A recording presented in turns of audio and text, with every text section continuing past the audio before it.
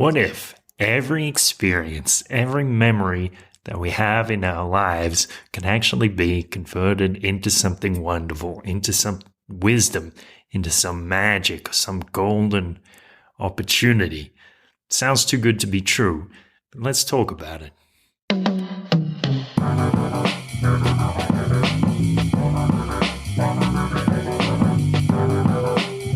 This is a beautiful thought. Welcome, beautiful thinkers.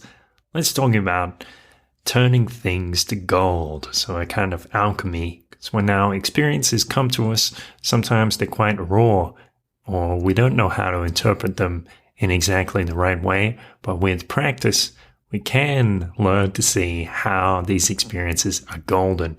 I always remember my wingman, Adam Bunch, when we used to go out to nightclubs in Melbourne. One particular night, something I always admired about Bunchy was his positive attitude. And this one night, it was very close to the end of the night, and I went to talk to this beautiful woman. And, well, what happened was I was standing there and I opened my arms, and I guess my energy was open and approachable enough that she just felt like running up to me and jumping into my arms and like jumping up on me, giving me a huge hug, actually wrapping her legs around me in a very friendly way. And then she said, "Oh, I'm sorry, I have to go. My friends are leaving." And she left, and I turned to Bunchy and I said, "Well, that was a bit disappointing." And he said, "No, my friend, you probably just made that young woman's night. Like, she just had that moment to feel excited enough to hug a stranger like that. It must have lit her up inside. Otherwise, she wouldn't have done that. So you made her night." And I said, "Thanks, man."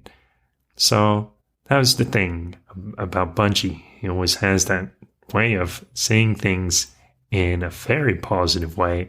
And I guess Bunchy is a person who's had this practice maybe for 20 or 30 years, trying to see things in a positive light and trying to offer those kind of words of positive encouragement. Now, sometimes I think about, well, one time I told the story. Somebody saw my scar. My friend Maria Paz saw my scar on my forehead that I received in a bus crash. I had to get 16 stitches. I was traveling from Acapulco to Mexico City en route to Guadalajara. At 3 a.m, just smashed right into the monitor. The bus just stopped. It seemed that the bus driver had fallen asleep. These guys have very long shifts, maybe going back and forth twice in a day. Well, going back and forth once, I guess a full round trip once in a day. And, well, maybe there is two. I forget how long the ride is. Anyway, the point is they have long shifts. And this fellow fell asleep, apparently. And I told the story to Maria Paz, and she said, "Oh, Kurt, I'm so sorry that happened to you." I'm like, "No, don't be sorry. These are beautiful things. That's why I still have the scar, because I want to remember this experience. These are things which show us life from a different perspective. And because of that night, I am more grateful about every day." Well, I try to remember that. I try to look in the mirror and see that scar and think, life is fragile. And I have this opportunity to do something wonderful today, no matter how small it may be. And so, you see, I turned that experience into gold. And we all have that potential. Many people know the work of Napoleon Hill, the famous book, Think and Grow Rich. And he says this phrase, "Every adversity contains the seed of an equal or greater opportunity, or an equal or greater advantage." That's what he says. And Hill describes his story about his deaf son And even though the mother is shocked, scared, thinking, how is my son going to get on in the world? Almost from the beginning, Hill thought to himself, hey, this is wonderful. This is a blessing, albeit a blessing in disguise. He's going to have this different perspective about the world, and it is going to not be a disability. It's going to be an extra ability. In some way, this is going to make things better for my son. And he tells some certain stories. I forget the details.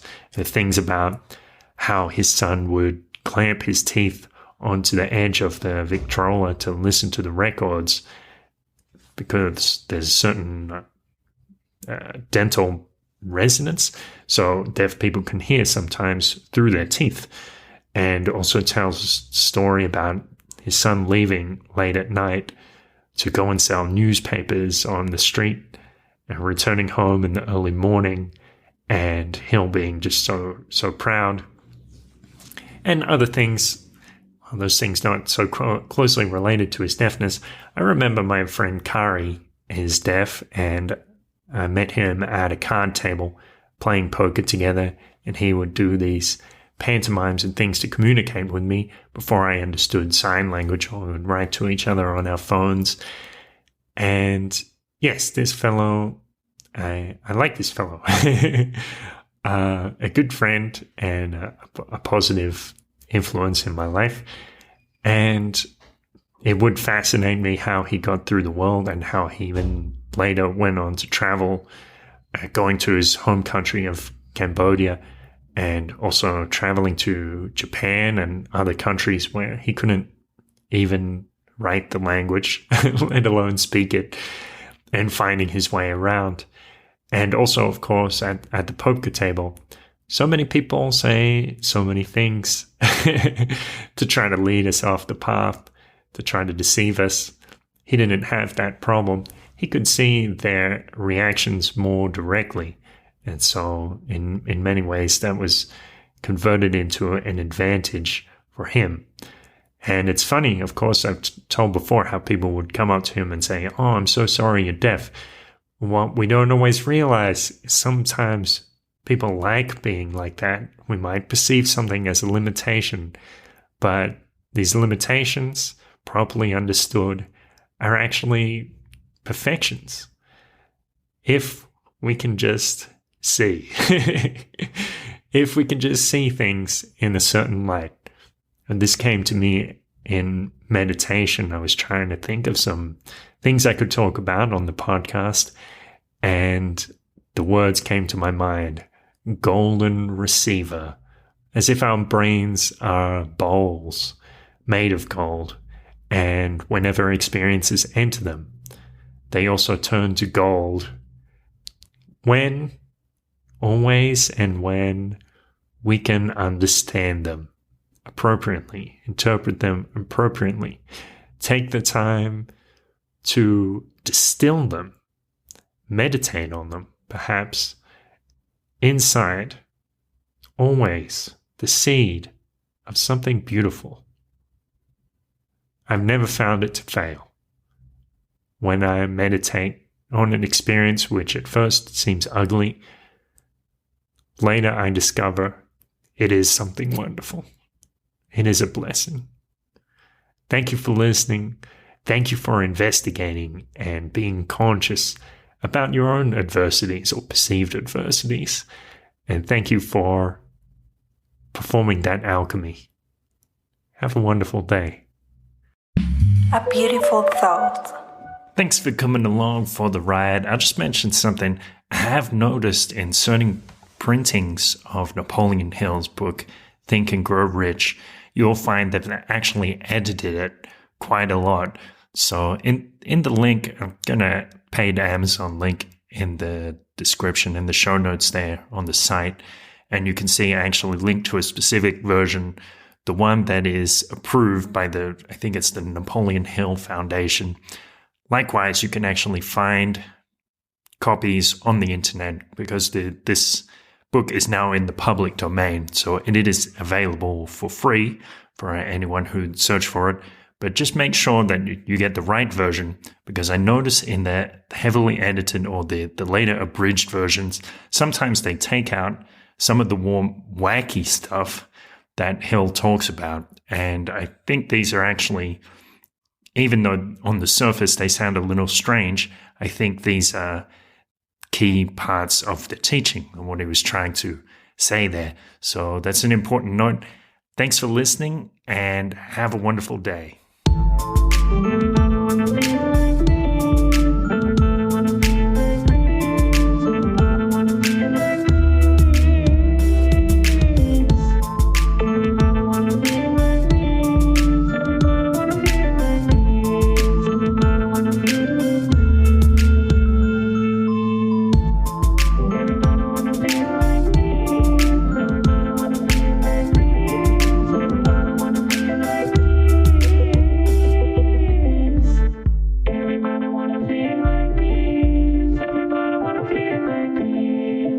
I wanna feel